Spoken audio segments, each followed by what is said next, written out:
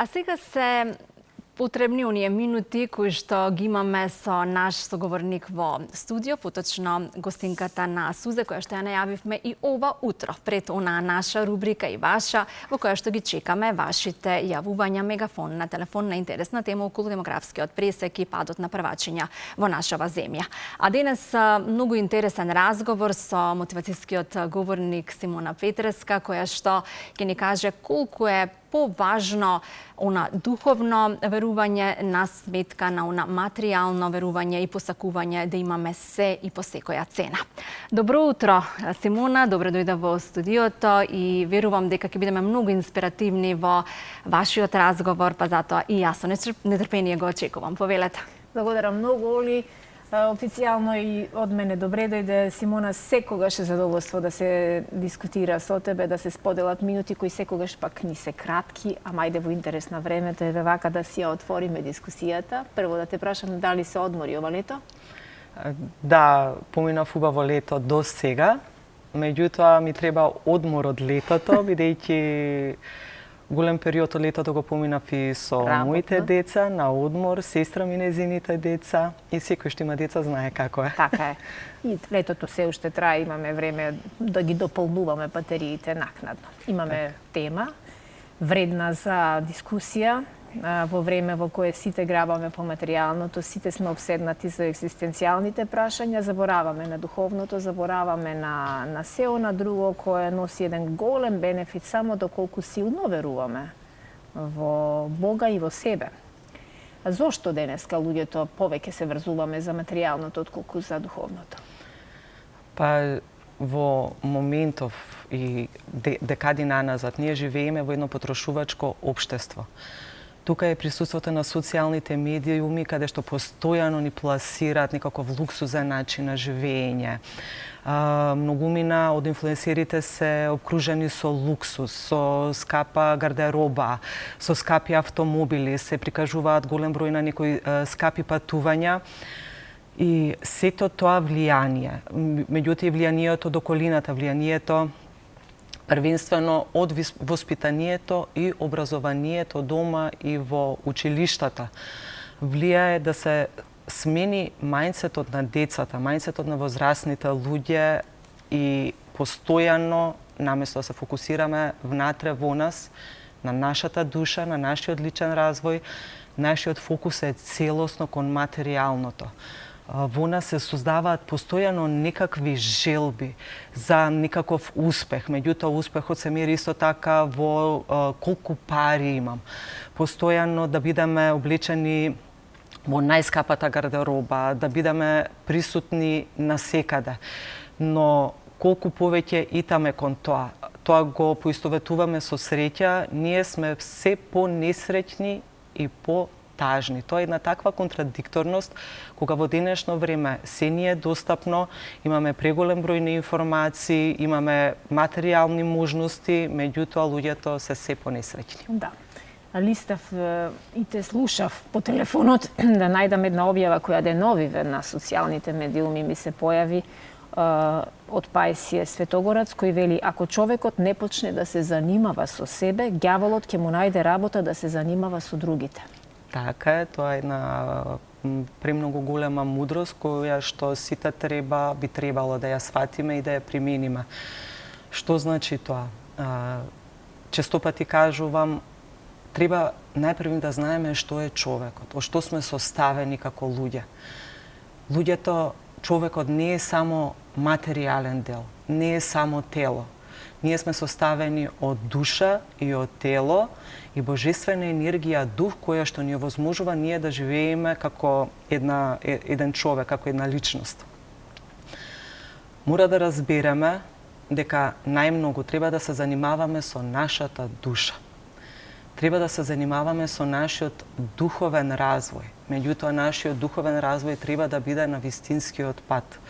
Бидејќи во денешно време сме сведоци на голем број на разни влијанија, на разни религии кои што се представуваат како некаква филозофија на живење, голем број на религии кои што се користат само за истегнување на телото, каде што се прикажуваат некакви здравствени добивки на телото.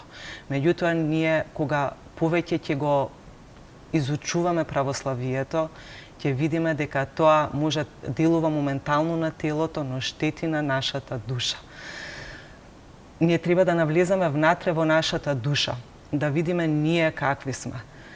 Често пати гледам и слушам објави и видеа на голем број на луѓе каде што, вклучувајќи ми и мене понекогаш, каде што осудуваме. Луѓето се вакви, луѓето се такви, овој вака направи, овој онака направи.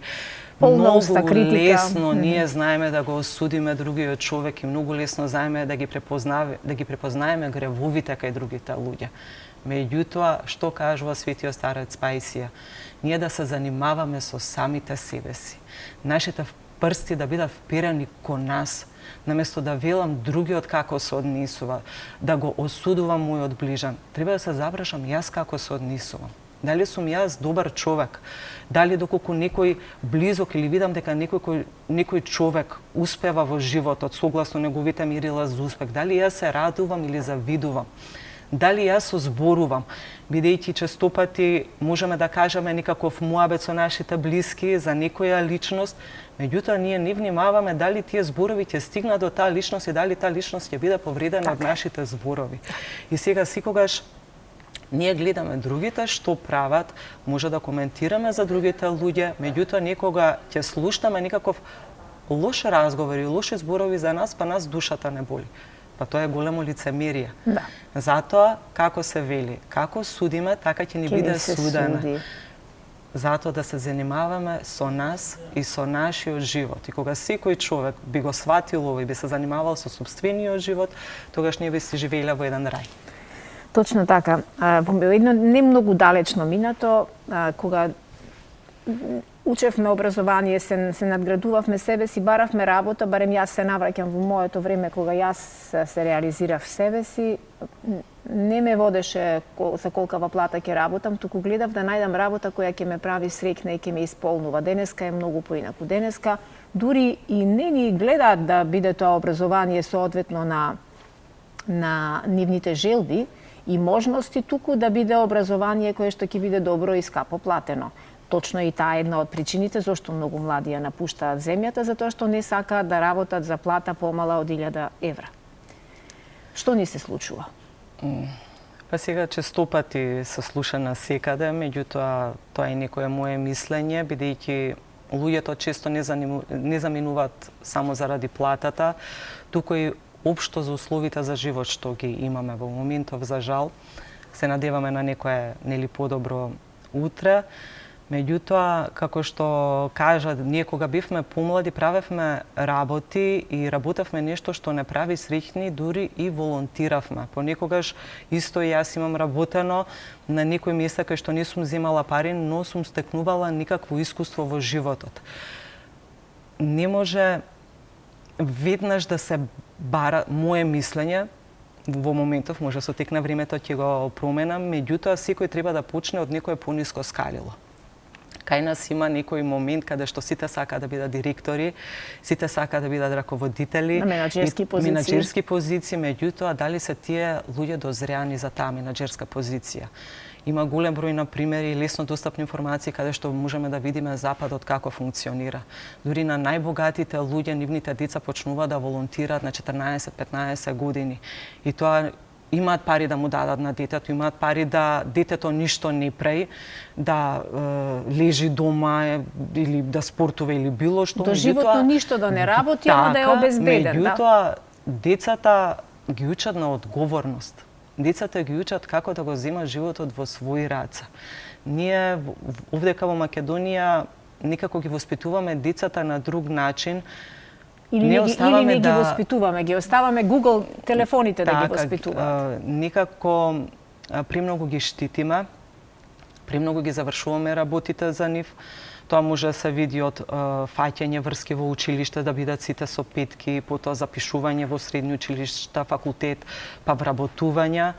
И затоа сме кај што сме, не ги оставаме децата да го живеат својот живот согласно своите дарби и согласно своите способности. Да. И што се случува во едно семејство, сосема накратко, каде секој јаде кога ќе стигне, секој легнува кога ќе стигне, а останува на телевизија во некој стар добар филм да погледнеме како семејството се собира на една маса, ја кажуваат молитвата, дали е Оче наш или некоја друга молитва, го благословуваат јадењето кое што се има на трпеза и што се случува, што ни се случува, дали можеби избегавме многу од оската? Да, па според мене избегавме многу од оската, од таа традиција. Јас сум воспитана со тие традиционални вредности. До ден денес имам среќа, ние секогаш заедно да седнеме на ручек и да разговараме за дневните тековни активности што сме ги имале, разговараме на многу теми. Меѓутоа, во ова денешно време, каде што секој ита на работа, секој ита поголема заработка, децата се на разни активности и отишол денот. И потоа нема време семејството да се посвети еден на друг. Порано во традиционално време, еве, моите баби биле домаќинки. Они седеле дома, се грижеле за домот, се грижеле за децата, се грижеле за сопругот и се што се подразбира околу грижа за домот. Готвење, чистење, пеглање, перење, учење со децата, додека моите дедовци биле тие што иделе на работа и носеле финансиски средства дома. Се знаело и работното време доколку е, се доаѓа дома и потоа сите го поминуваат остатокот од денот заедно. Меѓутоа, во денешно време е се целосно променето. Очекувањата на луѓето се други, начинот на размислување на луѓето се други. Секогаш ние се оправдуваме со сега е 21 век, сега се е модерно, сега постојано сме во некаква потрага по материјално, постојана потрага по некаква среќа, меѓутоа како што кажам на почеток, колку повеќе трагаме кон тоа, толку повеќе сме несреќни. Тоа може да се направи една паралела на луѓето денеска што живееме и луѓето во минатото. Тие можеби немале толку финансиски средства, меѓутоа биле посреќни и посветени на фамилијата. Имале вредности, да. Мене ми е жал што минутите не ни дозволуваат да си го продолжиме овој разговор, но сигурно сум дека на следната покана и повторно ќе дојдеш. Со задоволство, секогаш доаѓам тука кај вас и многу ми е драго што ме каните. Така, ти благодарам многу, ни значи на вистина, Симона. Убав остаток од летото и се гледаме на некоја нова тема. Благодарам. Убаво е кога ги шириме вака семејните вредности и убавото однесување за да развиваме убави, паметни и добри генерации.